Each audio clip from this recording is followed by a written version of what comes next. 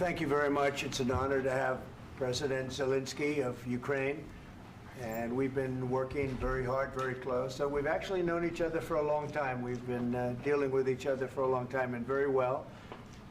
We had a little negotiation spat, but that worked out great. I think for both countries, I think for the world, actually, beyond both countries. And we have something that is a very fair deal. And we look forward to getting in and digging and working and getting some of the rare earth. But it means we're going to be inside, and it's a big commitment from the United States, and we appreciate working with you very much. And we will continue to do that. We have had some very good discussions with Russia. I spoke with President Putin, and we're going to try and bring this to a close. It's something that you want and that he wants. We have to negotiate a deal. But we've started the confines of a deal, and I think something can happen. The big thing is the number of soldiers, mostly at this point, but soldiers being killed. You're losing thousands of soldiers. So on both sides, we're losing a lot of soldiers, and we want to see it stop. And we want to see the money get put to different kinds of use, like rebuilding. And we're going to be working very hard. But we've had a lot of very good conversations. I will say until we came along, the Biden administration didn't speak to Russia whatsoever. They didn't speak to anybody. They just allowed this to continue. And I will say that, I'll say in front of you, you've heard me say it 1,000 times, if I were president, this war would have never happened. We would have had a deal negotiated for you without having to go through what you've gone through. But your soldiers have been unbelievably brave. We've given them great equipment, but somebody has to use the equipment. They've been unbelievably brave, and we give them great credit. This was supposed to be over very quickly, and here we are 3 years later. So I give tremendous credit to your generals and your soldiers and yourself in the sense that it's been very hard fighting, very tough fighting. They're great fighters. And you have to be very proud of them from that standpoint. But now we want to get it over with. It's enough, right? We want to get it over with. So it's an honor to have you here. Thank you very much for coming. We're going to sign the agreement at the conference in the East Room in a little while, right after lunch. And we'll be having lunch together. We're also discussing some other things. And we appreciate everybody being here. It's somewhat of an exciting moment, but the really exciting moment is when we when they stop the shooting and we end up with a deal. And I think we're fairly close to getting that, and an honor to have you. And please, I'd like to say something. No, thank you so much, Mr. President. Thank you for the invitation. And really, I hope that this first document, will be first step to real security guarantees for Ukraine, our people, our children. I really count on it. And of course, we count that America will not stop support. Really, for us, it's very important to support and to continue it. I want to discuss it with details further during our conversation, and of course, the infrastructure or security guarantees. Because for today, I understand what Europe is ready to do. And of course, I want to discuss with you what the United States will be ready to do. And I really count on your strong position to stop Putin. And you said that enough with the war. I think that is very important, Ben, to say these words to Putin at the very beginning of war, because he is a killer and terrorist. But I hope that together we can stop him. But for us, it's very important to, to save our country, our values, our freedom and democracy, and of course, no compromises with the killer about our territories, but it will be later. And of course, what I wanted, we spoke about it by phone with you about the drones production. We have very good drones production. I think the best one in the world for today because of the war. Yes, and of course, we need very much the air defense. You have the best air defense in the world, and really you helped us under attacks of Russians, and I want to speak how we can exchange the licenses. We're open to share the licenses of all our drones with you, of course, with the United States, and we need licenses for quick production of air defense. Even after the war, we need our nation to be calm, that we are secure. So that's why we need this air shield. And of course, about this I want to speak about the contingents. I think that France and UK already spoke to you, and we know that Europe is ready, but without the United States, they will not be ready to be as strong as we need. And the last point, last not least, about exchange, about our people and children. And you know that these crazy Russians, that they stolen 20,000 of children, Ukrainian children. They changed their names, they changed their families, relatives, and now they're in Russia. We want to bring them back, and really, it's a big dream, task, and goal for me, and our warriors. By the way, Mr. President, we released more than 4,000 warriors from Russian prison, but there are thousands more in the prison. I wanted to share with you some images. How it's just can I now? Yeah, please. Some minute, 1 minute, 1 minute. Just you to understand in what circumstances, in what situation they are, and what the attitude of Russia to our prisoners. That guys, just you before and after. And you see before and after, just you to understand. Now thousands of such guys, ladies and men, there, and so they don't eat, they beat them, and they do a lot of bad things. So out of, even during the war, there are rules. Everybody knows there are rules during the war. So these guys, they don't have any rules. You see that 50, 60 kilograms left, and a lot of such things.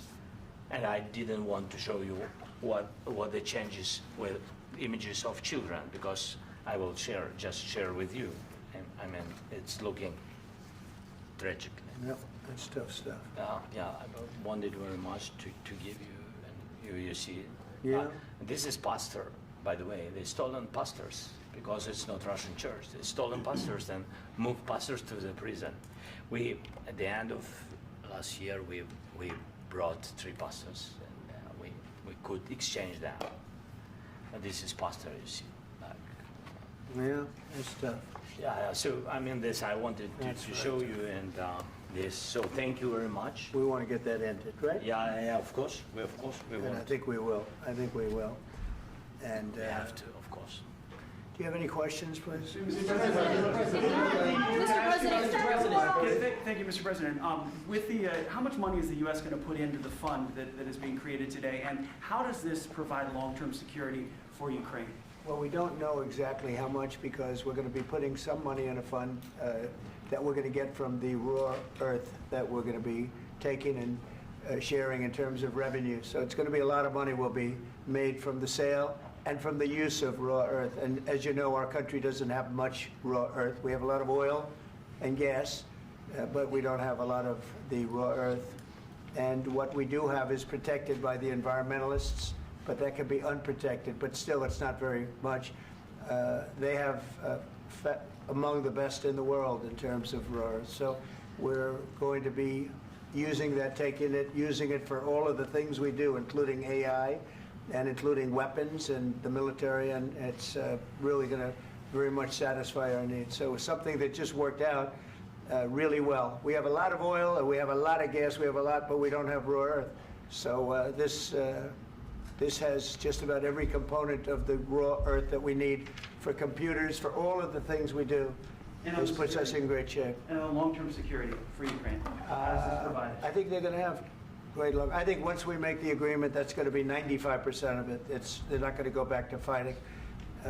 I've spoken with President Putin, and I feel very strong. I've known him for a long time, and I feel very strongly that they're very serious about it, and we'll make a deal. And when the deal is made, I don't think, we talk about security. Everyone's talking about the other day, all they talked about was security. I said, let me make the deal first. I have to make the deal first. I don't worry about security right now.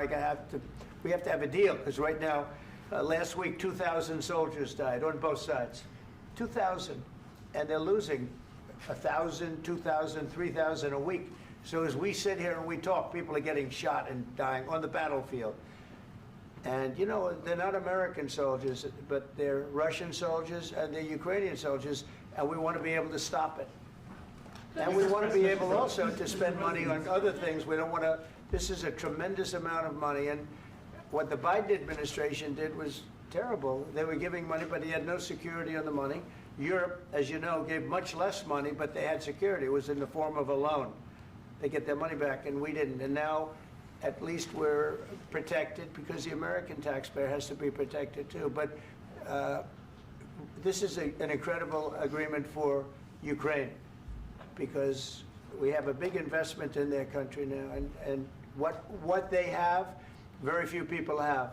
And we're able to really go forward with very, very high-tech things and many other things, including weaponry that we're going to use in many locations, but that we need for our country. Mr. President, This allows us to do that. Mr. President, will you continue? I'm sorry. Sending military aid? Yes, go ahead, please. If I can just, yes. In the document, there is one of the very important points.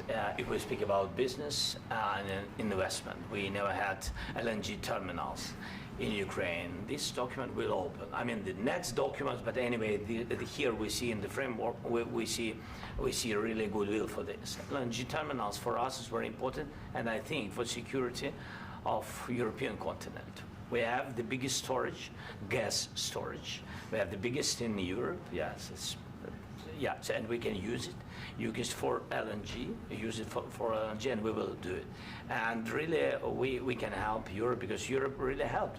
President Trump said that they made less support, but they are our friends and they are our very supportive partners. They really gave a lot, Mr. President. They did. They gave a lot, but they gave much less. No. Much less. No. No. No. Okay. Okay.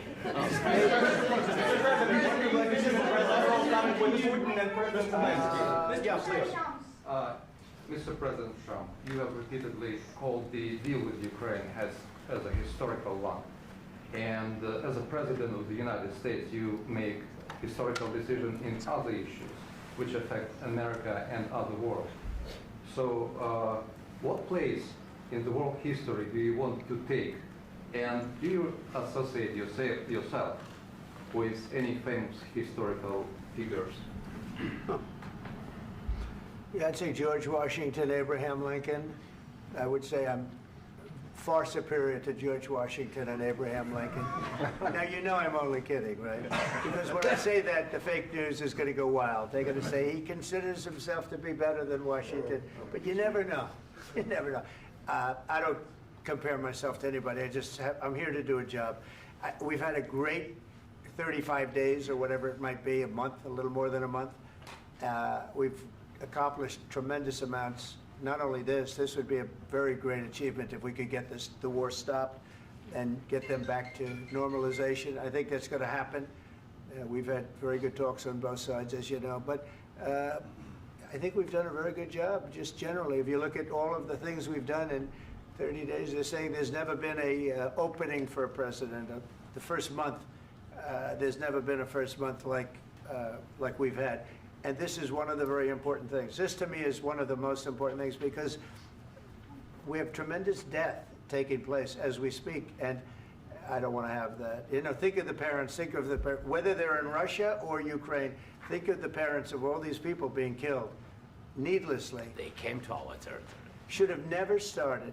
This would have, if I were president, this would have never started. Mr. President, where has out your invasion?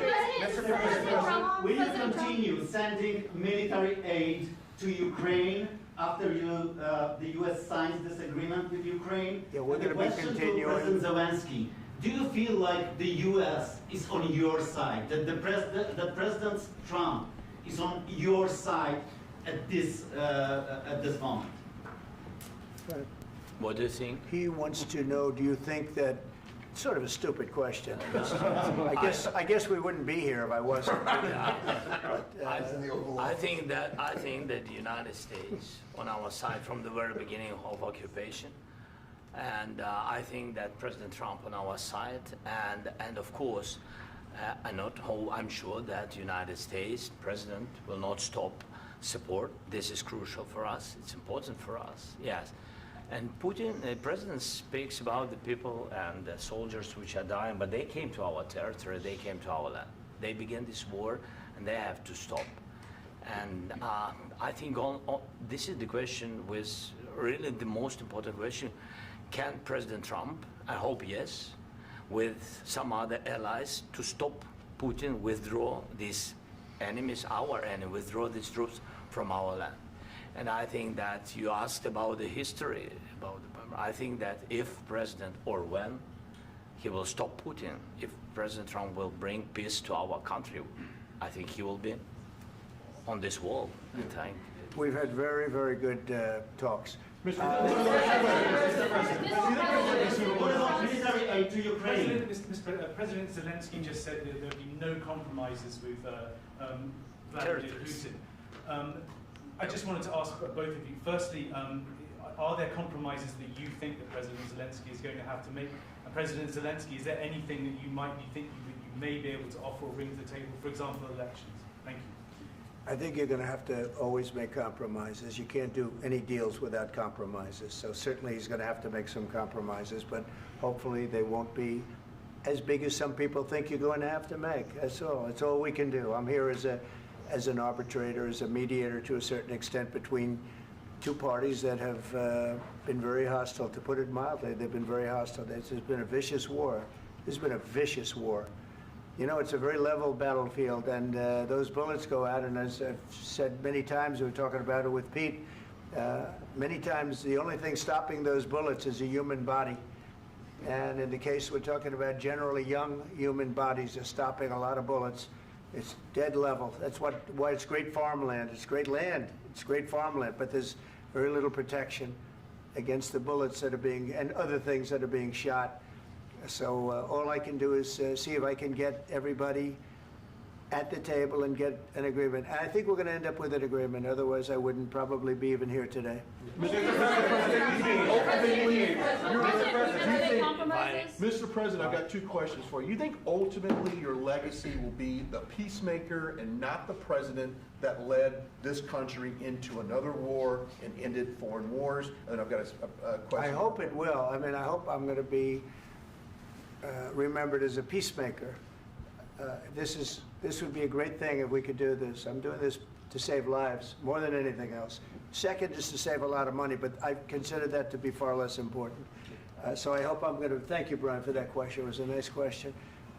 I hope I'll be known and recognized as a peacemaker. This would be a great thing to solve. This is a very dangerous situation. You know, this could lead to a third world war. This was headed in the wrong direction. If this election were lost, if we didn't win this election, and we won it by a lot, that was a mandate. We won every swing state. We won the popular vote by millions and millions of votes. We won everything. The districts, you look at the areas of red, take a look at a map. This was a big mandate, and this was one of the things. I said, we're going to get this thing settled.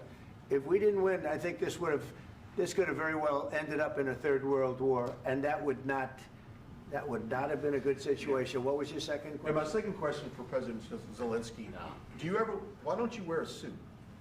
You're at the highest, why don't you wear a suit? You're at the highest level in this country's office, and you refuse to wear a suit. Just want to see if do you own a suit? Yeah, problems. A lot of Americans have problems with you not Really? respecting the dignity of this office. I will wear a costume after this war will finish. Okay. Yes, maybe one. Maybe something like this? Something like Yes, yours. sir. Yes. That'd be great. Maybe something better. I don't know. We will see. Maybe something cheaper than. Yeah. Thank you. Thank you. President Thank you. Trump. Thank you, President Trump. You said yesterday that you have. Are you going to send more arms to Ukraine in case there's no peace? Yeah, we're going to have arms to Ukraine, yeah, sure. Hopefully I won't have to send very much, because hopefully we're going to have it finished. We're looking forward to finishing this quickly. We're not looking forward to sending a lot of arms. We're looking forward to getting the war finished so we can do other things. But we very much appreciate the agreement, because we needed what they had, and we're treating, you know, our country is now treated fairly. Biden didn't do that. He didn't know what the hell he was doing. This should have never happened. This should have never started. But, you know, sure, the answer is yes, but hopefully we won't have to send much because I'm looking forward to getting it done quickly, very quickly. Does that mean you'll provide security guarantees, Mr. President? I don't want to talk about security yet because I want to get the deal done. You know, you fall into the same trap like everybody else. A million times you say it over and over. I want to get the deal done. Security is so easy. That's about 2% of the problem. I'm not worried about security. I'm worried about getting the deal done. The security is the easy part. Security is very nice. Everybody stopped shooting. And now will Europe put people there? I know France is going to. I know the UK is going to. I know other countries are going to, and they happen to be right next door. We haven't committed, but we could conceivably. You know, we have security in a different form. We'll have workers there digging, taking the raw earth so that we can create a lot of great product in this country. So in that sense, you have something, but we haven't determined that yet. I will say, in speaking to France and in speaking to, and they were here, as you know, last week and just the other day, they have committed to a lot of security. I don't think you're going to need much security. I think once this deal gets done, it's over. Russia's not going to want to go back, and nobody's going to want to go back. When this deal ends, I really believe this deal is going to be over. Question? Yeah, please go ahead. Go ahead. Thank you. Mr. President, thank you.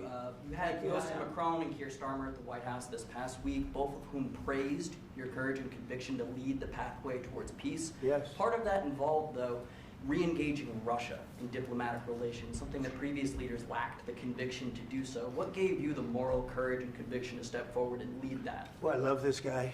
Who are you with? One American News, sir. Well, that's why I like him. One American News does a great job. I like the question. I think it's a very good question. It's a pathway to peace. It's a pathway to getting something solved. And I feel that as the head of this country, I have an obligation to do that. Plus, you know, we're very much involved. We got involved. It's too bad we got involved because there should have been no involvement because there should have been no war. And there shouldn't have been October 7th. That would have never happened. As you know, Iran was broke. They had no money to give to Hezbollah. They had no money to give to Hamas. They were stone cold broke. And then under Biden, they became rich as hell. They went from no money to $300 billion in a period of 4 years. And they gave a lot of that money away, and you see what happened. And that's a real mess also that we hope to be able to solve. But no, I appreciate your question very much. I feel I have an obligation to try and do something to stop the death. If I can answer, yes, if I can answer, Please, sorry, go ahead. please. And I do like your clothing, by the way. Yeah, really? Even though I think he's a Yeah? great guy, Yeah. by the way. But I don't know if you two like each other. But you know what? I think No, he's no, dressed. I think he's why? dressed I like beautifully. this guy. I don't know I think him. he's dressed beautifully. So I have more serious things than answer on such Yeah, questions. sure, that's I will okay. answer on more serious good questions if statement. I can. That's good. Yeah. So please, about security guarantees and about just ceasefire. We can't just speak about ceasefire and speak. It will not work. Just ceasefire will not never work because I'm like the president. I have this experience, and not only me. Ukraine before my presidency, from the 2014, Putin broken 25 times. 25 times he broken his own signature. 25 times he broken ceasefire. But he never broke to me. He never broke to me. No, you were the president. He You never were the broke- president he during. never broke to me. In 2016, you've been the president, Mr. President. You've been the president, but he had, of course, not with you, but he had during those periods. He had conversations with our side, and we had Normandy format. You know, the France, Germany, Ukraine, and Russia, and he broken 25 times. That's why we will never accept just ceasefire. It will not work without security guarantees. Security guarantees, maybe President is right about this document and other, but this document is not enough. Strong army is enough because his soldiers afraid, Putin's soldiers afraid of our soldiers when we're strong enough. If we are not strong enough, if we are empty, if our storage is empty, we can't defend our land.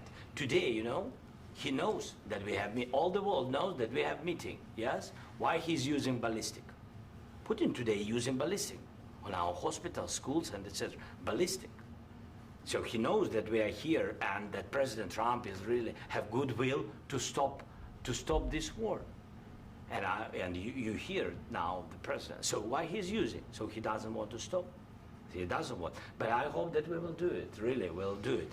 Security. When we speak about security guarantees, when the Europeans are ready for contingents, they need USA backstop.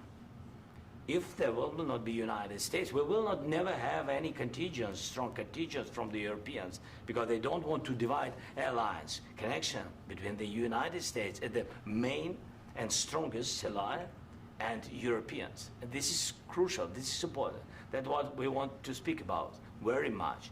This is very important. And air defense. So air defense, really, we have big deficit with all these systems, and we need to provide this. We need it very much. Otherwise, Putin will never stop and will go further and further. He doesn't want. He hates us, you know? It's not about me. He hates Ukrainians. He thinks that we are not a nation. He thinks, and he shared these thoughts, I think maybe with your team also, I don't know. But with all the Europeans, in media, officially and not, he always said that there is no such country, such nation, such language, and such life like Ukrainian. No, he really doesn't respect all the Ukrainians, and he wants to destroy us. And you are right, Mr. President, that's 2%. This document, maybe other documents, it's a very good start, very good, but it will not enough to stop this person. Should Russia pay to rebuild Ukraine? Mr. President, under these Should Russia pay to I asked rebuild Ukraine? They have to Zelensky pay. this question. You This didn't is the like rule. because This is the rule of because the war. I'm This is sorry. the rule of the war. During all the centuries, all the history, this is the rule of the war. Who began, those pay. Do you agree, This is the President rule. Putin began this war. He has to pay all money for innovation. He has to pay. Of course, some Russian assets, what we have in Europe, about 300 billion, we can use them. We can use for innovation and buy military support from the United States also. We can do it, but it's not enough. It's not enough. President, under these circumstances, do you envision a trilateral summit with Because I want Putin and to know. President Zelensky? Wait 1 second. I asked this question that you didn't like because I wanted to know if you want to position yourself in the middle between Russia and Yes. Ukraine or on the Ukraine side. No, I'm in the middle. I want to solve this thing. I'm for both. I want to get it solved. And it's wonderful to speak badly about somebody else, but I want to get it solved. If we can solve it, great. If we can't solve it, they're going to have to fight it out, and who knows what's going to happen. But I want to see it get solved. May I follow up? One more question about U.S. troops in Europe. After Russian invasion of Ukraine, your predecessor sent additional troops to Eastern Europe, including Poland, my country. Yeah. Are you committed to keeping these troops on the eastern flank of NATO in the future? I'm very committed to Poland. I think Poland has really stepped up and done a great job for NATO. They, as you know, they paid more than they had to. They are one of the finest groups of people I've ever known. I'm very committed to Poland. What about Baltics? Poland's in a tough neighborhood, you know. What about the Baltics? The Baltics, they got a lot of, it's a tough neighborhood too, but we're committed. We're going to be very committed, and we're committed to NATO. But NATO has to step up, and the Europeans have to step up more than they have. And I want to see them equalize, because they are in for far less than we're in, and they should be at least equal. You understand that? Why is the United States, we have an ocean in between, why is the United States in for so much more money and other things as Europe? With that being said, and as you said, they've also been obviously very helpful, but we have put in far more than they have, and I think they should equalize. Mr. President, Yeah, please, go Can I ahead. ask you about the agreement again today? What changed between the first time that Secretary Bessent gave President Zelensky the agreement and today for the signing? We made a deal.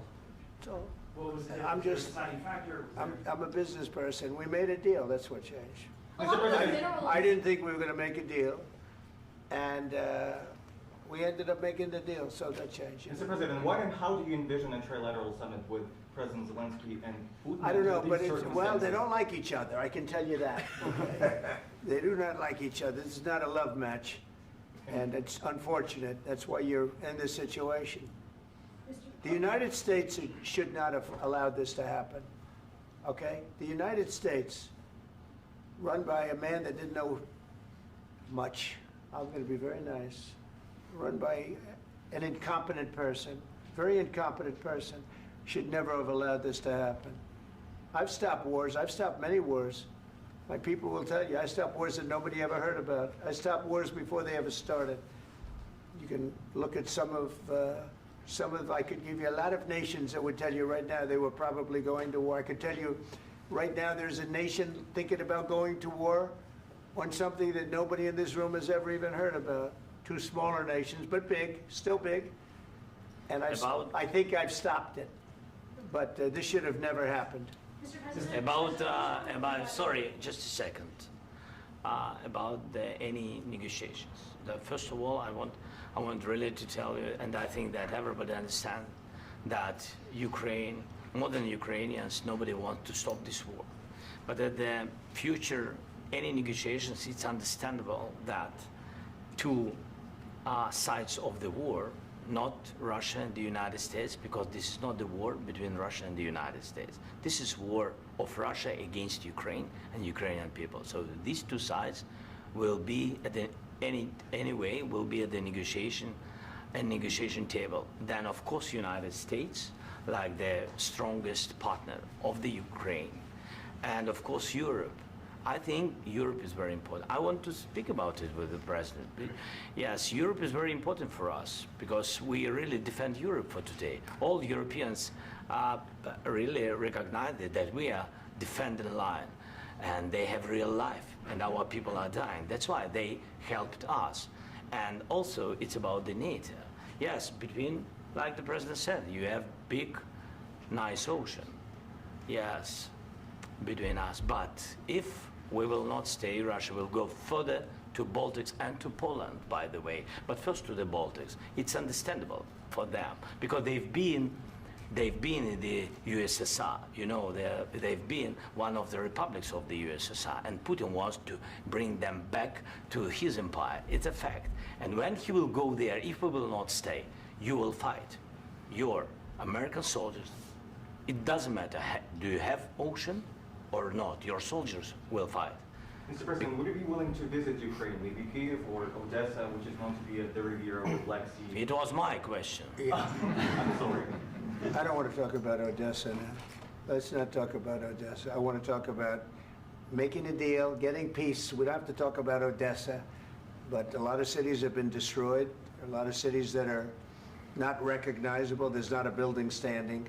No. And a lot of things have Mr. President, you have to come and to look. No. We have very good cities. Yes, a lot of things have been destroyed, but mostly cities alive, and people work, and children go to school. Sometimes it's very difficult. Sometimes closer to front line, children have to go to underground schools or online, but we live. Ukraine is fighting, and Ukraine lives. This is very important. And maybe it's Putin is sharing this information that he destroyed us. No, he lost 700,000 people, 700,000 soldiers. He lost everything. Yes. So. Mr. President, one more. I mentioned Poland. Please, go ahead. When did you last speak with President Putin, and what did he say that? A couple of days ago. And what did he tell you that gave you the assurance that he wanted peace? Well, that's what I do. My whole life is deals. I know pretty good. And I've known him for a long time. I've dealt with him for a long time. He had to suffer through the Russia hoax. You know, Russia was a hoax. It was all Biden. It was nothing to do with him. So he had to suffer through that, and he was able to do that. I think that he wants to make a deal, and he'd like to see it end. That's all I do. That's what I do. My whole life, that's what I do, is make deals. And I'm in the middle of a mess, because this is a real mess. It's a very dangerous one. If this doesn't get solved now, it's not going to get solved for a long time. So I hope we're going to get it solved. In the back, please. Thank you, Mr. President. Prime Minister Starmer claimed repeatedly that his government believes in free speech and was not engaged in censorship. But his country's government arrests people for memes and thought crimes, and even more worrisome is pressuring American companies to censor Americans on its behalf. How can he be a reliable, trustworthy partner when he says things that are demonstrably false on such an important topic? Well, we actually spoke to him about that yesterday, and we thought they took it very, very much too far. JD was very strong on it. So was I. So was Marco. And we've been speaking to him about it. Marco, would you like to say something about that? We have concerns, obviously, with the conduct of those, particularly as it impacts Americans. And there's real concern that American speech, which is online, could fall into the hands of British or any country's jurisdiction. And so this is a point the Vice President made at Munich, and I think it's a very compelling one, that what unites us with Europe, as much as anything else, is these shared values, and one of them being free speech. And so if Americans are threatened by it, we're going to need to take action in that regard. Mr. President. It's actually a very important question. We spoke about this in detail with the Prime Minister, the Foreign Secretary, and others at lunch yesterday. And I know that Secretary of Commerce Lutnick followed up in private meetings last night. This is really important. We believe Americans have the right to speak their mind, even if we in this room disagree with them. They have the right to speak their mind in the public square, which is often online these days. And we're going to defend that right as it pertains to American companies and American citizens vigorously if we have to. I do think that under the President's leadership, we're going to find common ground with our friends in the UK on this question, but it remains to be seen. The principle that will guide us is we believe in free speech in this country, and we'll fight for it for American citizens. Mr. President, on the deal, is there any other oil and gas component to the deal? Is it all critical? A little bit. We'll see. On LNG? But we're not really looking for that so much. We got a lot. We have more than anybody in the world, by far. So no, we're not talking about it too much, but a little bit. I think it affects also, but for the most part, no. And sir, is there any agreement from Ukraine to purchase U.S. LNG as part of the deal, or is that on the table at all? No, we don't need that. Mr. President, I just wanted to ask you about, you just mentioned that you'd spoken to Vladimir Putin a couple of days ago. Just to be clear, that's a new call, not the one that you... I've spoken to him on numerous occasions. Okay. And how was the latest call? What did you discuss? How did it go? Are you serious with that question? I am. I'd love to know. It went well. I think we're going to have a deal. On the minerals deal, Mr. President, some of those minerals are in the east of Ukraine, not far from the front lines and in areas that Russia has occupied. Will you direct President Putin to withdraw his forces from those areas if there's U.S. interest Well, there? we'll take a look at the time. We have a lot of area. It's a very big area we're talking about, so we'll take a look. I'll study that and I'll see. And who would protect those minerals if they are U.S. interests? Would that be Ukrainian They'll forces? be protected. European The agreement forces? will protect them. U.S. The forces? agreement, yeah, we're signing an agreement. You know? Right, but what if Russia tries to invade or there's Russian aggression in those spots? I just told you, I don't think that's going to happen. And if that were going to happen, I wouldn't make a deal. If I thought that was going to happen, I wouldn't make a deal. Some people may wonder why. You know, they ought to focus on CNN on survival, not asking me these ridiculous questions. Focus on surviving, because CNN's got such low ratings, I don't think they're going to survive. Let's go. Please, go ahead. I already mentioned Poland. Poland was under Russian control for decades after the Second World War. When I was a kid, I looked at the United States not only as a most powerful country, richest country in the world, the country that has great music, great movies, great muscle cars, but also as a force for good. And now I'm talking with my friends in Poland, and they are worried that you align yourself too much with Putin. What's your message for them? Well, if I didn't align myself with both of them, you'd never have a deal. You want me to say really terrible things about Putin and then say, "Hi, Vladimir, how are we doing on the deal?" That doesn't work that way. I'm not aligned with Putin. I'm not aligned with anybody. I'm aligned with the United States of America and for the good of the world. I'm aligned with the world, and I want to get this thing over with. You see the hatred he's got for Putin. It's very tough for me to make a deal with that kind of hate. He's got tremendous hatred, and I understand that, but I can tell you the other side isn't exactly in love with, him either. So it's not a question of alignment. I'm aligned with the world. I want to get the thing set. I'm aligned with Europe. I want to see if we can get this thing done. You want me to be tough? I could be tougher than any human being you've ever seen. I'd be so tough. but you're never going to get a deal that way. So that's the way it goes. All right, one more question. Hey, I will respond to this. So look, for 4 years in the United States of America, we had a president who stood up at press conferences and talked tough about Vladimir Putin, and then Putin invaded Ukraine and destroyed a significant chunk of the country. The path to peace and the path to prosperity is maybe engaging in diplomacy. We tried the pathway of Joe Biden of thumping our chest and pretending that the President of the United States' words mattered more than the President of the United States' actions. What makes America a good country is America engaging in diplomacy. That's what President Trump is doing. Can I ask you? Sure. Yeah? Yeah. Okay. So he occupied our parts, big parts of Ukraine, part of East and Crimea. So he occupied it on 2014. So during a lot of years, so I'm not speaking about just Biden, but those time was Obama, then President Obama, then President Trump, then President Biden, now President Trump, and God bless, now President Trump will stop him. But during 2014, nobody stopped him. He just occupied and took. He killed people. You know what the contact line? 2015. 2014. 2014 and 2015. 2014. Yeah. So I was not here. Yeah, but that's exactly right. Yes, but during 2014 till 2022, yeah, the situation the same. The people are been dying on the contact line. Nobody stopped him. You know that we had conversations with him, a lot of conversation, my bilateral conversation, and we signed with him, me, like a new president. In 2019, I signed with him the deal. I signed with him, Macron and Merkel, we signed ceasefire. Ceasefire. All of them told me that he will never go. We signed with him with gas contract. Gas contract. Yes, but after that, he broken this ceasefire. He killed our people and he didn't exchange prisoners. We signed the exchange of prisoners, but he didn't do it. What kind of diplomacy, JD, you are speaking about? What do you mean? I'm talking about the kind of diplomacy that's going to end the destruction of your country. Yes, but if you Mr. President, with respect, I think it's disrespectful for you to come into the Oval Office and try to litigate this in front of the American media. Right now, you guys are going around and forcing conscripts to the front lines because you have manpower problems. You should be thanking the President for trying to bring an end to this conflict. Have you ever been to Ukraine that you say what problems we have? I have been to. Come once. I've actually watched and seen the stories, and I know what happens is you bring them on a propaganda tour, Mr. President.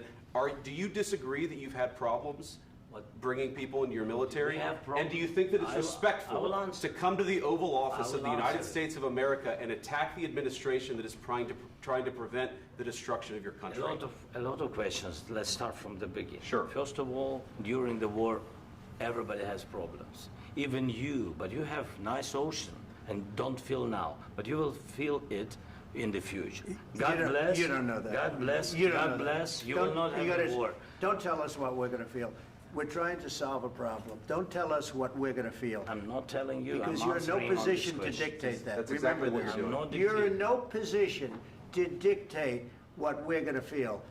We're going to feel very good. You will feel influence. We're going to feel very I'm good and telling very you, strong. You will feel influence. You're right now not in a very good position. You've allowed yourself to be in a very bad position, and he happens to be right about it. From the very beginning of the war. You're not in a good position. I You don't have the cards right now. With us, you start having not cards. playing cards. Right now, you don't. I'm very You're playing serious, cards. Mr. President. You're I'm playing very cards. serious. You're I'm gambling the with the president lives in of war. millions of people. You think You're gambling with World War III. What you're You're speaking gambling about? with What you're World speaking War about? III. And what you're doing is very disrespectful to the country, this country. That's with back all to you. respect to your Far country. more than a lot of people said they respect. should have. Have you said thank you once? This A lot entire of meeting? times. No, in this Even entire meeting, today. have you said thank Even you? today. You went to Pennsylvania and campaigned for the opposition in October. Offer some words of appreciation for the United States of you're America speaking about. and the president who's trying to save your country. Please, you think that if you will speak very loudly about the war, you He's can... not speaking loudly. He's not Yeah. speaking loudly. Your country's Can I- in big can I- trouble. can I Wait a answer? minute. No. Can You've I done a lot answer? of talking. Your country is in big trouble. I know. You're not I winning. know. You're not winning this. you have a damn good chance of coming out okay because of us. Mr. President, we are staying in our country, staying strong from the very beginning of the war. We've been alone, and we are thankful. I said thanks You haven't in been this alone. cabinet, You and haven't not been only alone. in this cabinet. We gave you, through I this said stupid president, $350 billion. You voted we gave for you your military equipment, You and you voted men for are your brave, president. but they had to use our military. What about West? If you didn't have You our invited military me- equipment, You invited if me you to didn't speak. have our military equipment, this war would have been over in 2 weeks. In 3 okay? days, I heard it from Putin. In 3 days, this is something Maybe new. less. In 2 weeks, of course, yes. It's going to be a very hard thing to do business like this. I Again, tell you. just say thank you. I said a lot of accept times that thank there, you accept to that- American people. Accept that there are disagreements, and let's go litigate those disagreements rather than trying to fight it out in the American media when you're wrong. We know that you're wrong. But you see, I think it's good for the American people to see what's going on. I understand, sir. I think it's I very understand. important. That's why I kept this going so long. You have to be thankful. You I'm- don't have the I'm cards. thankful. You're buried there. Your people are dying. tell you You're again, running I low know. on soldiers. Don't- Listen, don't please, you're running Mr. low on President. soldiers. It would be a damn good thing. Mr. And then President. then you tell us, I don't want a ceasefire. I don't want a ceasefire. I want to go and I want this. Look, if you could get a ceasefire right now, I tell you, you take it so the bullets stop flying and your men stop getting killed. Of course, we want to stop the war. But you're I saying said- you don't want a ceasefire. But I said to you, I want a with ceasefire. guarantees. Because you'll get a ceasefire faster than an agreement. Ask our people about ceasefire, what they think. That wasn't doesn't with matter me. for you what- That what wasn't is- with me. It That was wasn't with you. a guy named Biden, who was not a smart person. This That is was your, with, this that was is with your Obama. president. It was your president. Excuse me. That was with Obama, who gave you sheets, and I gave you javelins. Yes. I gave you the javelins to take out all those tanks. Obama gave you sheets. In fact, the statement is, Obama gave sheets and Trump gave javelins. You got to be more thankful, because let me tell you, you don't have the cards. With us, you have the cards. But without us, you don't have any cards. One more question to Mr. Vice President. I'm sorry. It's going to be a tough deal to make, Um, because the attitudes have to change. What if Russia breaks ceasefire? What if Russia breaks peace talks? What do you do then? I understand that it's a heated conversation right now. What are you but saying? what She's if asking, what if Russia breaks the ceasefire? What if anything? What if a bomb drops on your head right now? But they have Okay? broken What if they ceasefire broke it? many I don't know. They broke it with Biden because Biden, they didn't respect him. They didn't respect Obama. They respect me. Let me tell you, Putin went through a hell of a lot with me. He went through a phony witch hunt where they used him and Russia. Russia. You ever hear of that deal? That was a phony Hunter Biden, Joe Biden scam. Hillary Clinton, Shifty Adam Schiff. It was a Democrat scam. And he had to go through that. And he did go through it. We didn't end up in a war. And he went through it. He was accused of all that stuff. He had nothing to do with it. It came out of Hunter Biden's bathroom. It came out of Hunter Biden's bedroom. It was disgusting. And then they said, oh, the laptop from hell was made by Russia. The 51 agents. The whole thing was a scam. And he had to put up with that. He was being accused of all that stuff. All I can say is this. He might have broken deals with Obama and Bush, and he might have broken them with Biden. He did, maybe. Maybe he didn't. I don't know what happened. But he didn't break them with me. He wants to make a deal. I don't know if you can make a deal. The problem is, I've empowered you to be a tough guy. And I don't think you'd be a tough guy without the United States. And your people are very brave. But you're either going to make a deal or we're out. And if we're out, you'll fight it out. I don't think it's going to be pretty, but you'll fight it out. But you don't have the cards. But once we sign that deal, you're in a much better position. But you're not acting at all thankful. And that's not a nice thing. I'll be honest, that's not a nice thing. All right, I think we've seen enough. What do you think? Huh? This is going to be great television, I will say that. All right. We'll see what we can do about putting it together. Thank you, sir. I know this is I need the back of your We'll see. I don't know. All right, guys, come on. Wait. Hey, let's go. Guys, come on. Let's move, please.